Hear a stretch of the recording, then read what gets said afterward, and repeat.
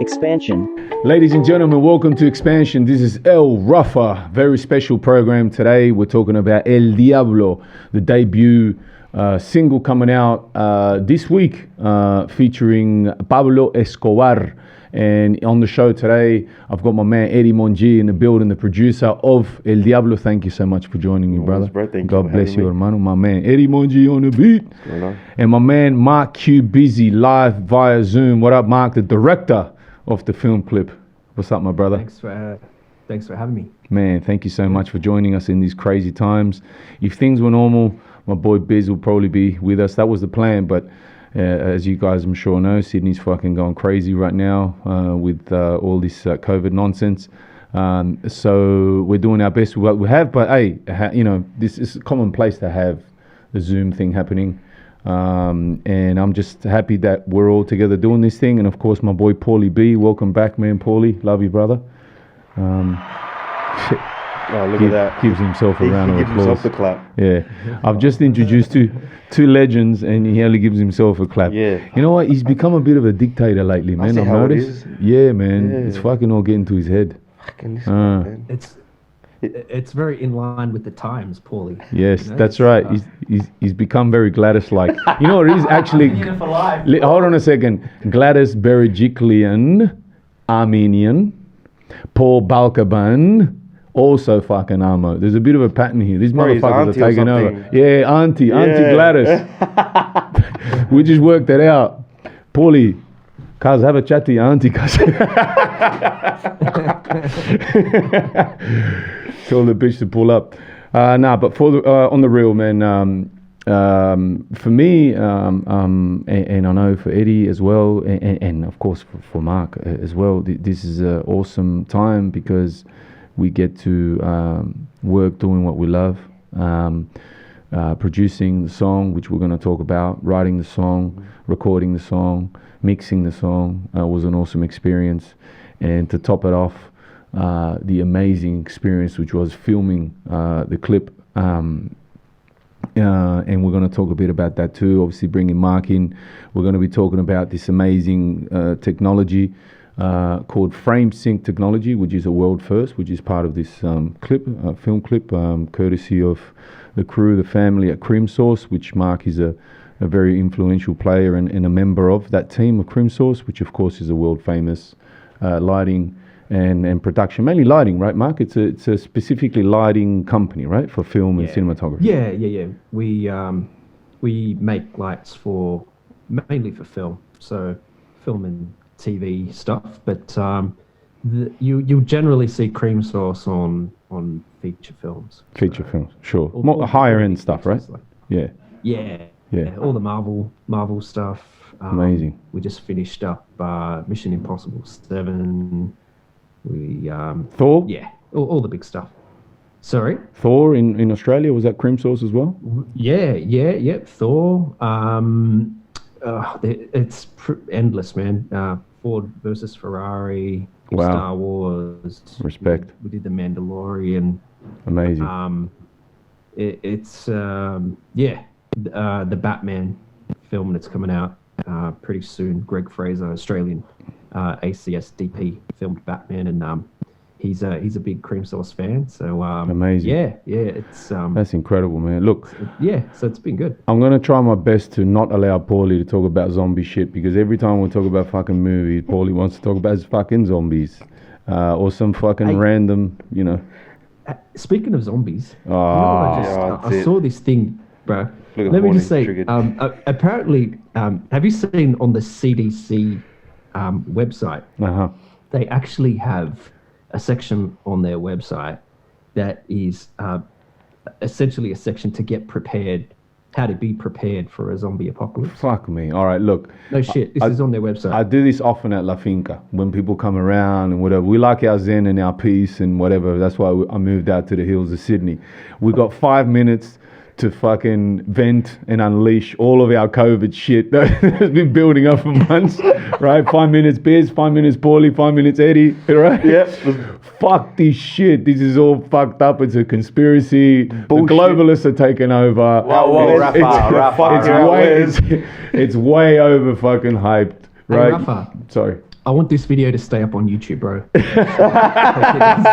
Take it easy. They're gonna monetize us, bro. All right, man. Let's get back on track. Why'd you get me started for, man? You have to mention the CDC. Hey, it's Paulie talking about zombies. I just sort of added value. I didn't bring it up once. No, but it's true. The CDC. Paulie always gets the blame. Worst case scenario is a zombie apocalypse. Okay, and Paulie's praying for that. Yeah. Because he's ready, bro. He's prepared. Because he's been playing, what's it called? What's that game? The Walking Dead. He's been playing, bro. He's been at the galleries, at the video galleries for fucking years. No, but I'm the first to die because of cardio. All right, man. Sorry, guys. We digress, but that's how it is on these podcasts, man. Expansion. We like to expand. You know what I'm saying? Exactly. Yeah, cool, man. So I'll probably take it back to the beginning. El Diablo, the devil, obviously, featuring Pablo Escobar. So the song features the original recordings, intercepts essentially of Pablo Escobar from the era. This is his real voice speaking. It was a thing that came about in the process of coming up with the concept. Eddie Mongee laced me with this incredible beat, and I want to talk a little bit about you and what we're doing and all of that, but we'll probably get to stick with the track. When I heard the song, I heard a lullaby. Yeah. I heard almost like a fantasy world type thing. It's got that kind of like journey kind of sound to it. And after requesting a few tweaks, we pitched up a few sections and we made it more trap and less drill, because Eddie's a drill lord, dark lord. I sometimes wonder what happened to him in his childhood that he's so dark. But when he gave me the track, and for those who write rhymes, beats kind of speak to you. Sometimes you write rhymes off the cuff, like without music, but mostly it's the music that speaks to you and kind of takes you somewhere. And this track, again, which is it's Spanish, it's like Latin trap, let's call it, if we were to give it a genre. It's essentially began like a battle track, because it took me down a thing of like, okay, cool, I was called a point to destroy you, to prove a point, and rah rah rah, and this kind of like bravado, which is typical of MCs. Yeah. Everyone knows I'm pretty chilled, but when you grab the mic, it's like you want to bash people. You know what I mean? Yeah. That's I think that's ancient. But when I started writing it, it kind of had no context, because I like to sort of give things almost like a purpose or a reason for being. I don't just like writing shit for the sake of writing. Not that there's nothing wrong with that, but I also think that there's probably too much of that. Yeah, heaps. Where it's like senseless and pointless. It's just bullshit. Yeah, and I like to challenge myself to do things maybe a little different, or at least have some sort of a artistic value or whatever. And so then I thought, okay, cool. If there's anyone that's making me this bad motherfucker trying to kill everybody, is the devil. Yeah. Who else? So boom, in comes the devil.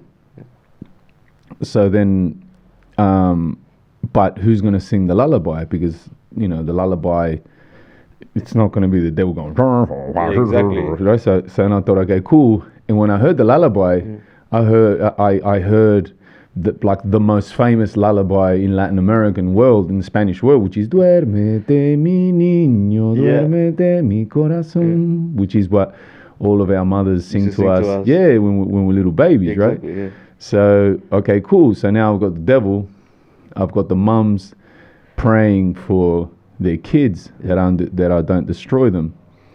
And then I felt like the track needed something, like someone that I could play off. Yeah. And obviously I'm on villain mode. I'm on almost like destroy mode. Yeah. So then I thought, okay, cool. I got to bring another badass in to come in with me. Kind of come in. Yeah. And obviously, who's better than Pablo Escobar? No motherfuckers. So I brought Pablo Escobar in. How do you bring Pablo Escobar in? So then began the process of searching for the original phone intercepts of Pablo Escobar, which years ago I released a bit of an underground track called Phone Tap, and it featured the phone taps from my case. So then that kind of like almost like sparked off this thing. Oh, maybe I can do the same thing with Pablo. Looked them up, found them, and then found out a way to kind of insert Pablo into this narrative. And in the end, we have the devil orders me to destroy all the rappers in the world, summons Pablo Escobar from the grave. The mothers intercede, praying for the little ones. I go in, I destroy everybody.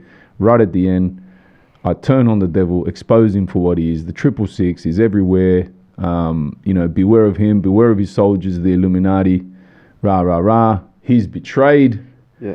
You betrayed me, motherfucker. No! Right? Fire and brimstone. There he is. There's the cunt. On the screen. You guys probably can't see him, but we'll show him to you later.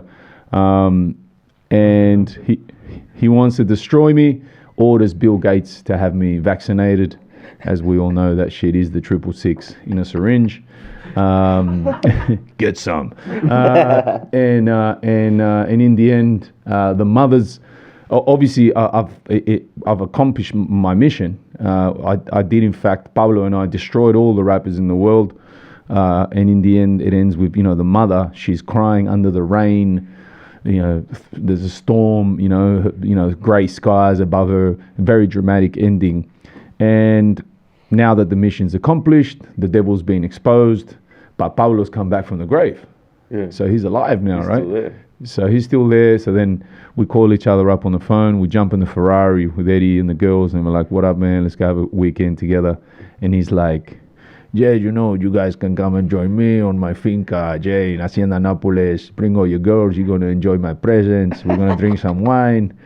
And essentially, that's the story. So that's the end of El Diablo. The cool thing about that. And to bring Eddie in onto this, Eddie, my Salvadorian Australian brother, who's been coming to my clubs for the past few years. Fuck, since 18, Yeah. 23 now. Yeah. And he was just one of those boys used to come hang out, whatever. And I remember talking to Sebi a little while ago, and we'll talk about making music and shit, because I've been trying to push DJ Sebi D to get off his fucking ass and do something. It's not working. But shout out to Sebi, man. One of my favorite Sebi? DJs is not my favorite DJ. And he said, "Hey, man, hey, bro, you should talk to Eddie, man." Fuck, that was accurate. Yeah, man. Shout out to Sebi and shout out to all my Latino people in the west of Sydney, man. But a lot of those second generation Latinos, they can't speak English properly and they can't speak Spanish properly. Yeah, so they're stuck in between. They're stuck in the middle. It's like, yeah, man. It's like, and then they speak to, anyway. Sorry, man. I just lost like 5,000 followers. But I love you, Sebi. And then I thought, man, then I started fucking with Eddie, and I love your work, man. Great progression, man. You're fucking kicking ass, bro. Yeah, bro, it's picking up a lot. Yeah, we've been doing a lot of work together. Yeah. We're several tracks deep into this project that's about to begin. Plenty. Yeah. Yeah. And I'm really looking forward to seeing what you got coming. We got heaps, man. Yeah. Heaps. We're doing some cumbia, hip hop, Cumbia, hip hop, reggaeton, trap. Still trying to convince you to jump on a drill. Yeah. Oh, we'll get there, man. Yeah, all right. No, but you're talking to a lot of other local artists too, which is super exciting. Right? Yeah. Yeah. Doing some other guys, yeah. Awesome, my brother. Yeah. Eddie Mongee on the beat on Instagram. Check him out, my boy. Hey, Eddie, I just got to say as well that there's been a lot of compliments on the production. Really? No one's seen the video yet. The video, yeah, exactly. Except for the inner circle of the production crew. Yeah. And so it's made its rounds actually around the world, mind you. Yeah. There's a lot of people that have actually heard it, and Agreed. you might be surprised as to how many people are complimenting the production quality. Yeah. Far out. Agreed. Yeah. So well done, brother. Hats off for the. Oh, look at that! He gives me a clap. Thank you, bro. Appreciate it. Man, Mark, you're spot on, bro. Because every person and look, to be honest, up until now, the majority of people that have heard this song can't speak Spanish. Yeah. So obviously they hear the music more than anything else. Exactly. And people probably hear music more than anything else. Anyway. Yeah. Music, flow, and then lyrics. Especially that's nowadays. kind of like Nowadays, mostly like just the beat that drives. but the track. always, hermano, the beat is, if there's a 50-50 or a 60-40, I mean, the beat and the rhymes, right? Like, and the vocals, essentially. Yeah, exactly. But nah, it's dope, man. And another thing, too, is very catchy. That nursery rhyme shit is catchy. That main sound. I remember on the set, I used to hear like everyone walking around. Yeah. That's right. Randomly, yeah. Man, I'm telling you, bro. Yeah. I mean, it's a shame that no one's complimenting the vocals, but anyway. It's all right, bro. I don't care. Fuck it. I don't give a shit. It's all right. I'll take the song with me. I won't release it. You sound like Paulie now. Oi! Oh, love you, What was that about? No. Yeah, you got. Yeah, I knew it. As soon as I saw him reach over for his little pad, I go, he's got you, bro. You can't fuck with Paulie, bro. He's a god in the studio. Tell me, Mark. Rafa, we're building up to that, bro. You got to be patient. Ah, my man. Fuck, this guy should be a Patient, politician, bro. You should be a politician. Because he's like the mediator here, you know? Yeah, It's we're all fucking snipering at each other, and Biz is like, yeah, guys, peace and love, Holmes. That's cool, man. And look, I actually want to bring Mark in because this project obviously has many layers and many things that we can point to and talk about, but essentially it's like we've got a history about the track and the production and the recording and all that, which we kind of covered, and then the clip almost has like a life of its own. Exactly. And I'll tell you my 2 cents or how I came into it. Mark and I did a lot of work a long time ago. I actually know you from La Familia days, me going away. Q Busy, was a DJ around town, DJ Q Busy. How would you describe yourself as a DJ, Biz? What were you doing back then? Give us a little spill on your career. Depends how far back you want to go. You can go all the way back, brother. Used to play a lot of clubs. Yeah, because before that it was rapping, right? It was with Drastic. Uh-huh. That's like back in the Chocolate City days and Get the fuck out of here. Tunnel and all that stuff. I didn't know that, man. Bro, we were that's going way back, bro. We used to be ushered into the clubs. I was only 16. Wow. At the time. And we were Well, tell us about that, man. We were rapping, and it was myself, Sesh. Of course, man. Sesh. Shout out to Yeah, Sesh, Sesh, man. right. Of course I know Sesh, yeah. Sesh is my brother, Mm-hmm. and Craig Hennebury. The three of us, The name rings a started this bell, little man. Thing. Yeah. Man, I can't even remember.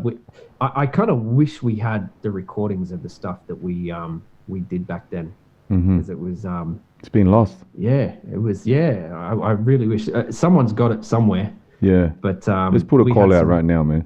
Yeah. If anyone's got Drastic, right? Anyone got any Drastic material, man? Material? Pull it out. Because Drastic doesn't have Drastic material. Yeah. But so that was back then, and then moved into your field, Eddie, making beats and stuff. That was well before DJing. Yeah. And DJing was kind of like a natural progression Of to course. that because of course the club circuit and money to be being made. involved. It's the easiest way to really get involved and network and all that kind of stuff. And so but after having kids, I had kids quite young, and beautiful family, man. Shout out to Yale. Shout out to the girls. Congratulations too, man. You got a beautiful family, bro. Thank you, bro. Thank you. I've got my kids here, Eddie and Paulie too. Say hi. Say hi, guys.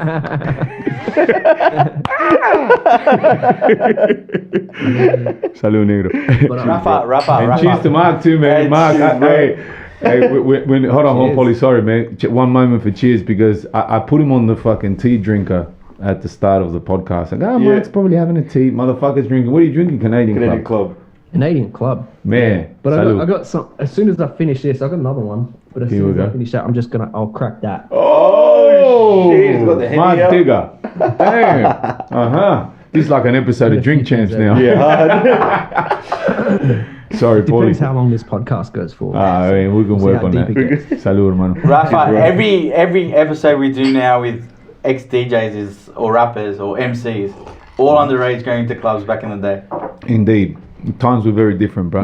And actually, there's something that I wanted to say.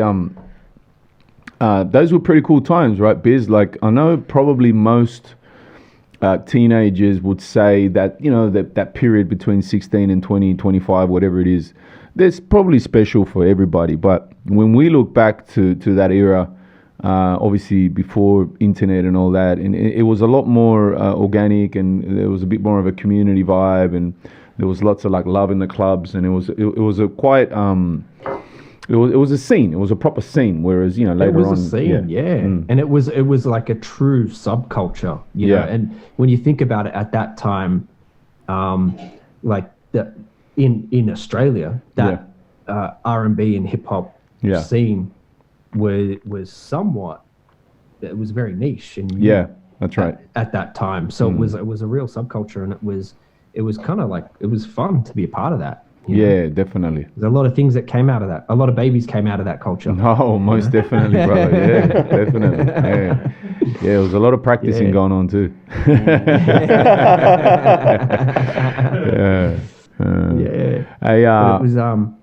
but it was back to the clip. You know, and a little bit of background. We actually shot a clip for DTF, 2013. Right? 2013, 2012, around then. Yeah, around that time, Yeah, that there was some complications following that clip. That story maybe for another day. But the reason why I bring all of that up is because, you know, we've known each other for a long time, and then over the years, not much else happened. But I was well aware that you'd gone down to Victoria just through like whatever social media and this and that. So I thought, Biz is gone.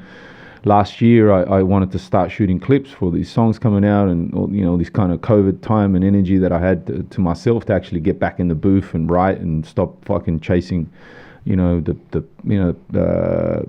nightclub promoter and event side and all these things. And I began speaking to all these people, and it wasn't flowing, and a lot of people were kind of like doing their best with best intentions, but nothing was happening. And I got to give credit to, and I don't think you know this story, Biz, because I was actually holding it for a moment like this.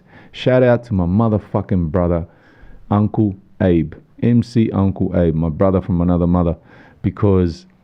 and he does this very often, man. A lot of people will say he talks a lot of shit, myself included sometimes. Nah, just pulling you. But the guy, I was like, nah, man, you know, I'm talking to this, I'm talking to that, it's not happening, you know. And he goes to me, man, what about fucking Mark, man? And I'm like, Mark? I go, dude, the guy's like in Melbourne, you know. And he goes, nah, man, hit him up, hit the nigga up, man, fucking rah, rah, rah. You know? And I'm like, okay, cool. And I rang you, and you were like, yeah, actually, bro, yeah, blah, blah, blah. And then, you know, one phone call turned into another one and another one.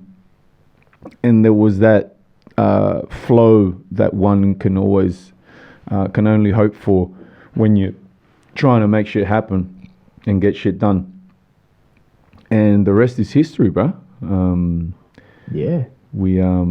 We linked up again, and initially it was going to be something quite small, and just in the studio, you know, for the first one, you know, maybe we'll put a projector in the background, and you know, and then Busy obviously being very artistic. It was like, we can bring in some of this and some of that, and then perhaps you can jump in, hermano, because I think that's where you really let it fly. With all of your resources, your knowledge, the people around you, and obviously you've been knee deep in the industry for a long time. So tell us about your journey in the game with Cream Sauce, what you're up to nowadays, what you do on a regular basis, and then where we kind of come back to this moment where we're making all this magic together with a clip. Yeah. Well, So if we go back to the time where we did the DTF clip, that was really the very early stages of us, Ella and I, getting into the film stuff. That was like, it kind of started with photography, and natural progression from photography is getting into motion. Yeah. And so we got into that, and from there we did. Puppy. We invested in a lot of equipment and a lot of cameras and lenses and stuff, and we started shooting a lot of music videos actually. We shot a few short films and TV ads and stuff like that, and we eventually started our own production company called Third Eye Creative, and we were doing a lot of stuff. So we were doing. To be honest, it wasn't very fun. It wasn't like a lot of pretty stuff. It was actually quite mundane corporate stuff. But that's Australia. What you got to do. That's where the money is, right? So a lot of it was kind of quite boring. Yeah. And so we did a few other love jobs in between, but you could tell the things that you enjoy doing is that you don't make money on. It's a small market, yeah. Yeah. So we did that for some time, and I had an opportunity for a business opportunity in Melbourne, and took that, and so we relocated, and we were there for 6 years actually in Melbourne, and Melbourne's awesome place. Well, it was. I don't know how it is now, but Sydney, it was a great Sydney place. not much better nowadays, man. Hey. Yeah, exactly. Planet lockdown. But let's not go down that rabbit hole. But for the time being, it was really good, man. It sparked a lot of creativity, and the reason that I went there for, the business opportunity that I went there for, fell flat on its ass, and we were there, and so. We were very lucky that something else came up that was really cool, and I actually got into heavily into marketing, which was kind of again a natural progression. Sure. If you're shooting corporate stuff, you become and you're directing it and you're producing it. Sure. You're always thinking about story. You become a storyteller and how you convey a message. Yeah. And so I think from that I developed a bit of a marketing brain, and so I moved into a marketing position for a global company, and that was really awesome. That was good, and that took me all over the world, and I was able to continue doing what I love doing, and that was creating high-end content. Awesome. But getting off the tools and more producing, more directing and stuff like that. So and then that led me, so that took me down the path of marketing. And so then I jumped over to Cream Sauce with the boys from Cream Sauce, who I became close buddies with on the international circuit. We met up in Vegas, and every couple of months we would meet up overseas, and became very close with them. And I loved what they were doing. Again, local guys, but very big on the international scene. Cream Sauce is an Australian company, right?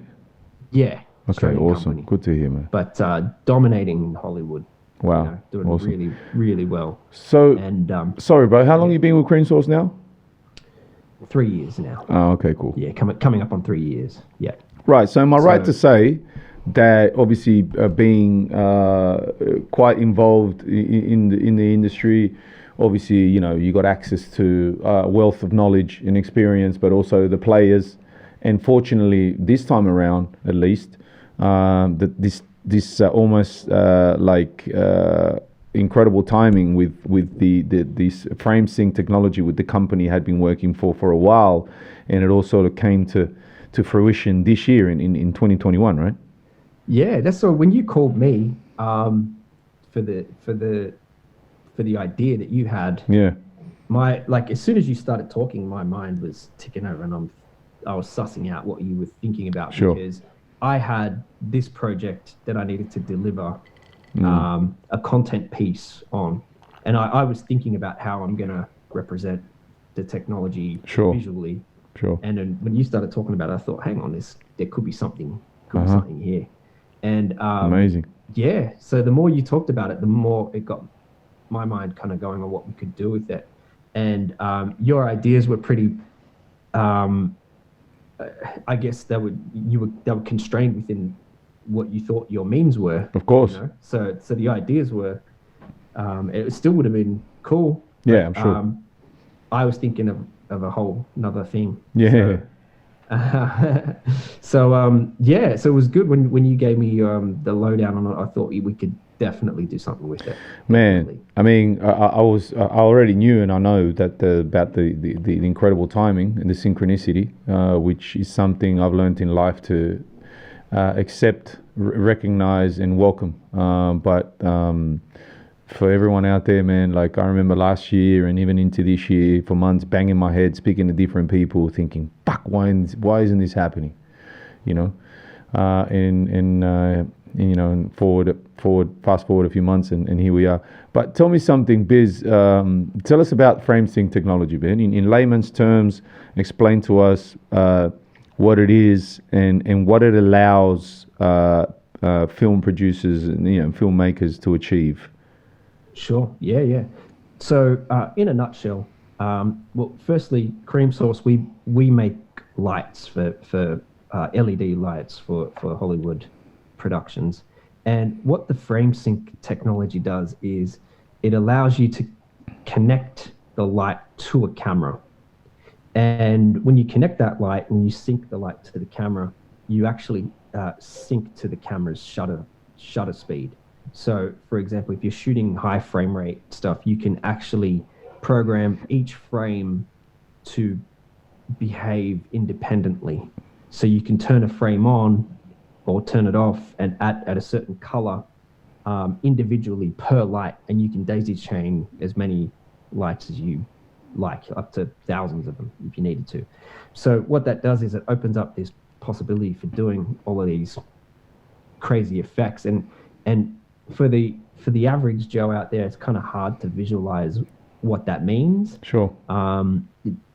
This music video actually gave us an opportunity to play around with a couple of those things. Yeah. And for example, one of those things are the Pablo running from the police. Sure. Turning around and firing the gun. You see the emergency light, the police lights going. Yeah. Generally speaking, when you're shooting high frame rate stuff, it's very difficult to flash lights, or it's impossible almost to flash lights whilst you're in a high frame rate, because the refresh rate, the pulse of the light is too slow for the open time of the shutter of the camera. So therefore you get half of the frame that's not exposed properly, or it's black and it just looks all messed up. So in this instance, it's not. So what we were able to do here is manipulate the lights so they look like they're in real time whilst Pablo's running in slow motion. So to try and explain that a little bit better, high frame rate means in, say, 800 flashes per second, right? Yeah. Okay, cool. 800 frames per second. Right, and what? Yeah. So flashes of the camera, what I mean, not the lights. So the camera opens up 800 times. So essentially, you've got 800 photos in 1 second, and that's in 1 second. That's right, and that's what gives you the movement, and the light is now speaking to the camera, and they are either pulsating, let's say, together at the same time. So you don't have torn frames, right? Where you might have like the shutter open and the light closed, and vice versa. Exactly. Right. Yep. And most people will think, okay, cool, but the fact that you can fully control that and also have this, like you said, daisy chain all the lights, it allows you to have one shutter exposure of the camera with a blue light over here, closes, green light over there, closes, yellow light over there, closes, red light, and that effect is quite unique, right? Yeah. It's something that you can't put into work. You can't do that in post-production. I mean, you could emulate that kind of look, I guess, in post-production if you're on a green screen or something. But this is an in-camera effect. Sure. Yeah, there's something quite different about effect being real in camera than it being a post effect. Yeah. I remember talking to you about what we wanted to do, and thinking, okay, cool, yeah, man, I like that idea. You know, we started talking about bringing in elements into the studio, and and what we were going to project in the background to kind of give it life. And then you mentioned to me about this thing that you were working on and whatever, and I was like, okay, cool, well, show it to me. You know, like always with visuals and even with sound, you want to see it, you want to hear it. And I remember the day we were in the coffee shop across the street from Marrickville Studios there, where we ended up shooting the clip. Shout out to Sydney prop specialist in Marrickville. We were in that little coffee shop, you pulled out the laptop and you showed me the first test of the technology, which was the brother, what was his name, sorry? Sasha. Shout out to Sasha, man, with the big hair. Yeah. Man. And I remember seeing it and going, what the fuck is this? It was like some like epileptic fit looking thing, you know, with all the, and that was just with the two lights, almost in its most basic presentation of the tech, right? Yeah. And I remember thinking, fuck, man, let's do whatever we got to do to get this into the clip, because it was amazing. And I knew that if Biz was getting excited, and the brother Bruno, who in later conversations was there as well, which of course is a super experienced a director of photography. Yeah. I was like, fuck, wow, all right, cool, man. If the geeks are excited, then, you know. And they were talking about, yes, no, because fucking go, so 25 frame rates per second, it's 800. Yeah, so they go, yeah, bro, what's these Chinese, right? What the fuck is this? So that was pretty cool, man. And then everything that came after, because obviously with the, I guess the opportunity to be first on set, we were able to bring into the clip a whole bunch of people, which probably, to be fair, would otherwise have not been interested in such a project, because, you know, it was just a film clip in a studio, you know, a bunch of, you know, cool boys, whatever. But without that frame sync technology, that sort of lure of wanting to be a part of the project, we probably wouldn't have been able to work with these guys, right, Biz? Would that be a fair assessment? Yeah, well, it was really, we were lucky because we got, I guess, the participation of some pretty heavy hitters and experienced crew. Yeah. And it was cool because we all got to do something that hasn't been done before. Yeah. At all, anywhere. Yeah. And so that's what's really interesting about this clip, is that it really is a world first. Sure. In many ways, and we, the technology itself, we kind of sprinkled it in the music video. We didn't want to overcook it. That's right. There's a few moments there because there's only so much of specialist effects and novelties that you want to do. So it kind of lent ourselves to making a more conventional music video, and then adding, little moments of this tech to help actually tell the story more. And I think it worked good, man, to tell the story, especially for the Pablo scene. Yeah. For the lightning, for the mother. Yeah, the mother. All that Yeah. stuff was really, really cool. And I mean, look, got to definitely give a shout out to Bruno Kataoka. Ah, yeah. CS. Who is the director of photography for this music video. Yeah. And the cinematographer. I've worked with Bruno for many, many years. Beleza. And, Bruno, beleza do Brasil, meu irmão. Sorry. Yeah, he's a brother, and he's an extremely talented cinematographer, and he actually brought a lot to the table as well. That's I think right. You'd agree, Rafa, with ideas and stuff on approaching this, and he got quite heavily involved in the pre-production of it. That's right. Well, he didn't need to be, but he chose to because he was passionate. Genuinely interested, and so that added a lot of value to the whole thing, I think. Yeah. Whilst we're doing shout outs, I definitely have to give a shout out to Borche Demchevsky, who was our high speed cinematographer. Sure. He's a high speed specialist. That's the Phantom, right? And cinema. Yeah. See, I know my shit now, bro. I walk out of there like I know everything now. Huh? The Red and the Phantom. Huh.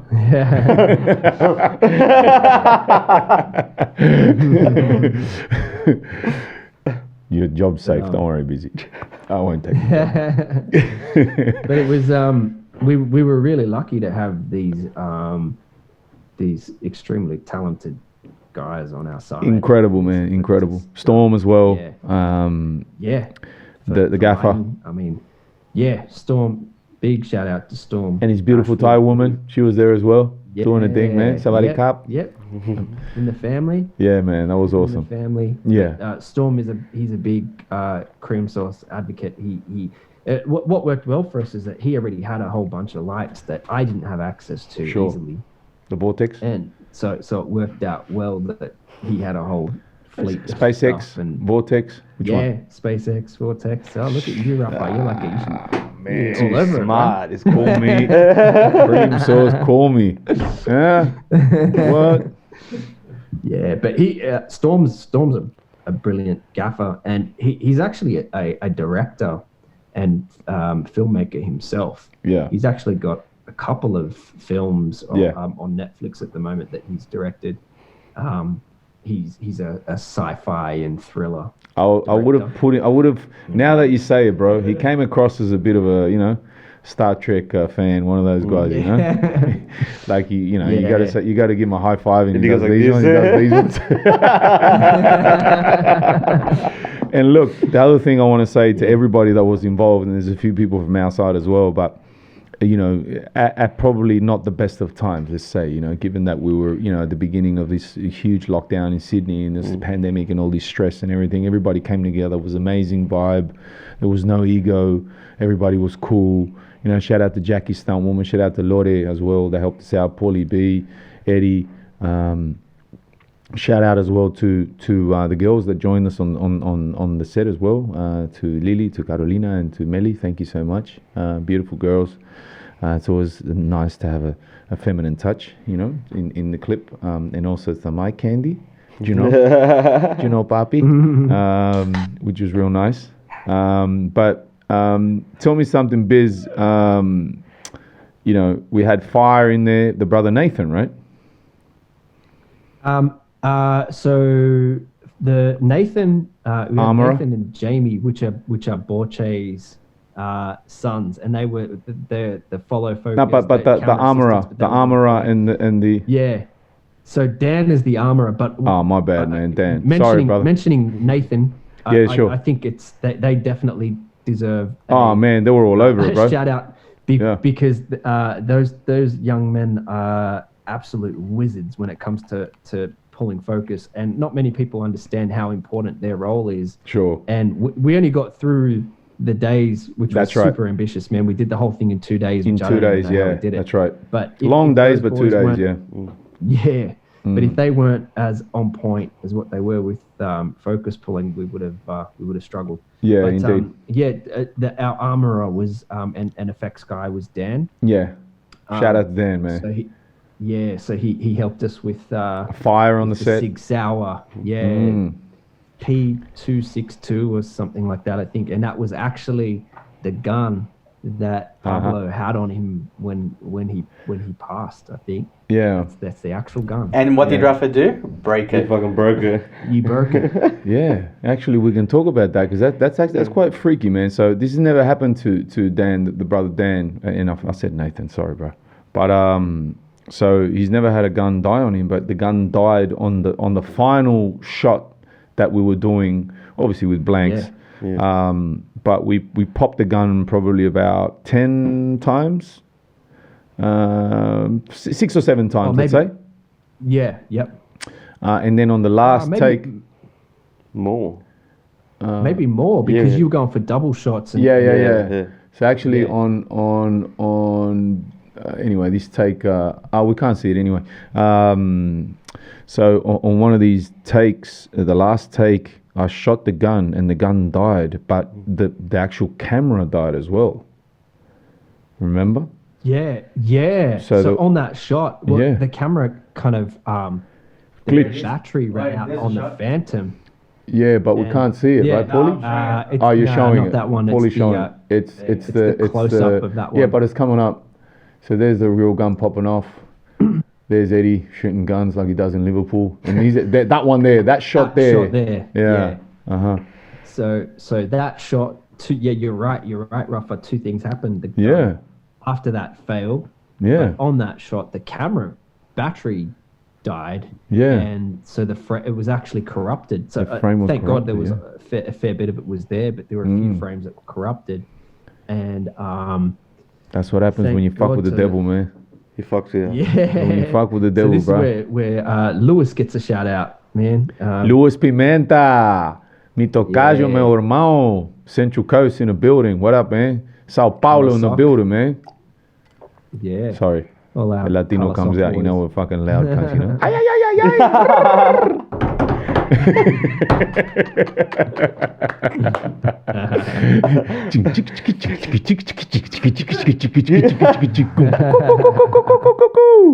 It's the fucking coffee Patron, bro. Yeah, you already here. I know, salud, papi. Salud, biz. On an empty stomach too, motherfucker. That's what's up. Salud. Yep, same. Yeah, but thank God Lewis, he salvaged that shot, man. Yeah, big shout out to Lewis, man, because he went above and beyond too. The brother was, you know, he did his thing too, and shout out to the guys at Color Sock as well, with the editing, and the brother Jared. You want to speak a little bit about Jared, just to kind of finish off on the shouts, because he was like the finishing part of the piece of the puzzle, no?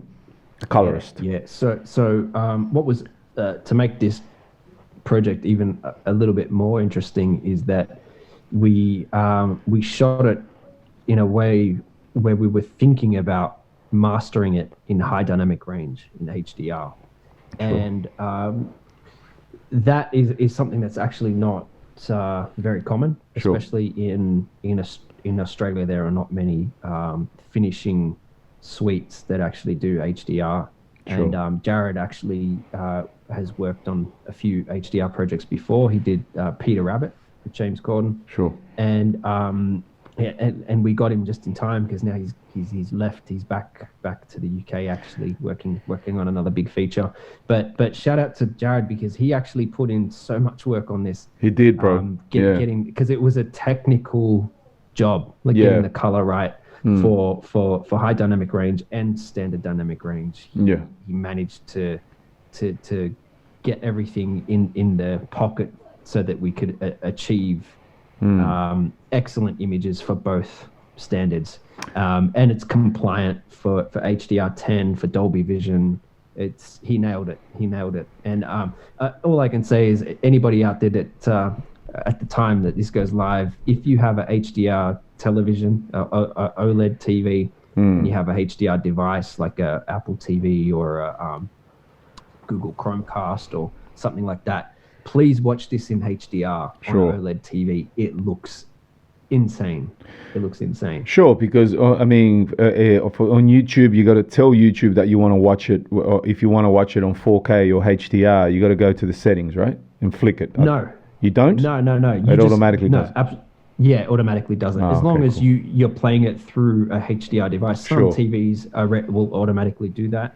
Okay, but, if the TV doesn't automatically do that, you need to play it through like a Google Chromecast Ultra or an Apple TV. And it'll switch over to HDR. It Biz, really looks tell us about perhaps your favorite part of the clip, or what did you like the most about doing the clip and doing this video? Oh man, there's a lot to like, but I got to say, the thing that was really cool was working with the crew that we had. That was probably like the main thing, because there was because it was such a time, we were so time poor. We're trying to achieve so many things in 2 days. Each reset and each setup, we had to be quick. Jackie Murray, stunt woman Jax. Shout out to Jax, man. Was my first AD. Love Jax, man. Director on it, and she's awesome, bro. She was so good at keeping everything on time as best as we could. And without her, I don't think we would have. We would have got there. Agreed. But, I think it was just working with the crew, bro. We had a really good team. And if I was to say my favorite shot or favorite scene, it's definitely Pablo, man, with the gun. That for me was just, definitely. Yeah. Yeah, man. Everything. Each sequence of that scene was just next level. I've never seen. Yeah, you look at it on the screen, like even on the BTS, you look at that on the screen, and it's like, holy shit. Yeah, true, bro. Something else. Yeah, I know, amazing. Yeah, great times, man. What about you, Eddie? What's your favorite part of the clip? Because I know for you, obviously, I mean, this is all new territory for all of us, but for you, it was like being thrusted into something. Brand new. Everything. Yeah. Well, the Ferrari, because it's the Ferrari. Sure. But fuck, that car's uncomfortable, man. Yeah. Holy shit, I haven't been in a car that's so squished. Yeah, that was pretty cool. But yeah, the Ferrari shot, man. Yeah. It was pretty cool, yeah. Yeah, so we got Eddie, myself, and the three ladies in the back. Up in the back, yeah. And we take a video call from Pablo Escobar. From the man. And we're hooking up the party for the weekend. Yeah. We're cruising in the Rari, and Eddie's doing his thing there. Yeah. Even though he's on his L plates. We'll put the L's on the Ferrari. We should have put the L's on and stuck them on. We'll put the L's on the Ferrari. Before I go to Paulie, because Paulie said that he would only do this show with the condition that he talks about something that he wants to take credit for. Oh, that was my idea. Look, I'm not going to get into it, but let me just finish. Here we go. Save the worst for last. For me, it was an incredible experience. Personally, it was proof and confirmation and reaffirmation that this is something that I really would love to do for life, but also that I enjoyed so much. You know, when you do like a 16-hour day and you're not one bit tired at the end of it, because your endorphins, your adrenaline, and everything is flying. Getting into those characters and getting in front of the camera and making a fool out of myself and being surrounded by all these incredibly talented people that are all there to achieve the one goal and the one mission, which is to get the most amazing product possible. There's a lot of strength in that team kind of environment, and everyone sort of putting their shoulder to the wheel and getting the best out of it. I mean, if I was to say how many people we had on the set, would I be right to say, what do we have, like 15 people there, Biz? Oh, no, more than that. More than that? Yeah, Sure. definitely more. Yeah. It would have been like... I mean, yeah. Because we had... the other thing, too, is we had amazing behind-the-scenes crew. Sure. We had, photography. Of course, I think it was... Because if I think about the... if I think about the call sheet... No, it was like almost 30 people. Yeah, man. That was crazy. Yeah, it was almost 30 people. Yeah, that was crazy. And I hope that we did it justice, and you know, and back to myself, you know, in the back of my mind, when my mama passed away in 2017, and one thing she made me promise was that I would get back into creative music, production, the things that she knew from when I was a kid that I loved doing the most. And along the way, for whatever reason, it didn't happen. It didn't pan out that way. So a lot of the journey comes back to a promise that I made to my mama on the deathbed. So, you know, from time to time, as I often do when I'm having these sort of moments of like, wow, this is pretty cool, I was thinking about her. So it was a beautiful thing, and obviously I have to thank everybody involved, because incredible experience. And hopefully we'll get to do many more. Biz, Eddie, everybody. But as I was saying, Rafa, before you go on, I've got to say one thing though. Tell me, please. And that is that one thing that was evident too from when we started filming your performance. Yeah. You know, we could tell the initial takes you were kind of feeling it out. You know, starting to feel stiff. the vibe of what it was, but from halfway through the first day or less than halfway, you know, through when we started with the fire stuff, which was kind of like the most challenging too, physically for you, because it was it was hot. Yeah, it was cooking. Standing in between two flamethrowers is not easy. And a bit confronting too. I felt like a Portuguese style chicken. Roasting around. Oh no! Probably the best way to get you warmed up. But bro, you did a great job, man. Thanks, bro. Respect. In taking on the characters, and a lot of people don't understand what it's like actually to be in front of the camera. It's a completely different psychology. It's a different thing altogether, and you did a great job, bro. Thank you, man. Respect. You're seasoned professional. yeah, that's right. Not at all. If you faked it, you did a good job of faking it, bro. Man, you know what? It was fun, bro. I mean, I guess it's like anything, man. When you do something for the first time like that, so to hear that from you and also a couple of the boys were making similar comments is beautiful. Good to hear, man. And again, I think it looks pretty good. But I do have to go to Paulie because Paulie did say there was something incredibly important. He's aching to get it out. No, he said he had a very significant contribution to the project. What was that, Paulie? No, I just need some feedback from something that... There's a scene in there where we dealt with cash when we throw it in the air. Okay. Did everything get returned? Or? Yes. They weighed it in? They did. So when the props that were in use, the lady who handles the props at the studio, she told me that when they hire out the fake money, that every time it got returned, there'll be lots of money missing because obviously people keep the money, right? Yeah. So they actually weigh it. They weigh the money, bro. Yeah, so they weighed it on the way out and they weighed it on the way back in to make sure that all those ridiculously big size $100 bills were returned. But it's funny, that scene too, I remember. I think there was one scene where we had to grab the money and throw it. Yeah, that's right. And I'm watching Paulie. He goes to throw it. As he chucks it, he actually chucks the whole stack, and you watch the whole stack go flying. That's right. And he's there, he's like... That's just watching. I'm watching. Like, you're a fucking idiot. Like, how the fuck do you manage that? Wow. Just throw it in the air, man. No, you he threw the whole stack together, and all you see is. Hey, Paulie, you're not going to say that this was heavier when you returned it, are you? Stacks to it. Yeah, I don't know where he was going with that. Hey, but I just want to say, Rafa, thanks for feeding us. Sorry I went overboard with your credit card. Man, it was good. It was pretty good, man. Shout out to Shook. It was nice. Croissants and the whole thing was catered quite well with sushi. That was very nice. And speaking of the sushi, Paulie, you wanted to mention something that you wanted to take credit for. No, so they had a special part to bring the plates and they didn't bring it. Okay. So Eddie came up with an idea to put sushi in a cup. So there you go. Yeah. Sushi in a cup is... And then everyone started doing it, and then Paulie was like, "Oh, that was my idea." Wow! He started telling everyone.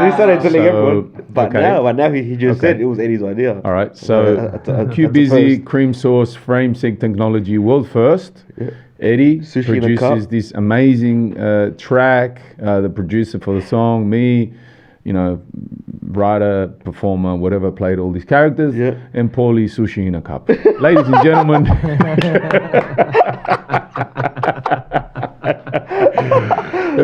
Hey, you know what the funny thing is, but Paulie will probably make a fucking 100 million out of that, and we'll just be like those creative cool guys in high school that don't make it to anything. And I'll be Paulie, like, fuck man, that was my idea. Paulie the armor cunt, him and Gladys, they'll be fucking counting millions, and she'll be off the ICAC getting fucking investigated for corruption, because she gave fucking Paulie Balkaban his government grant for his sushi, for his first sushi in a cup, fucking.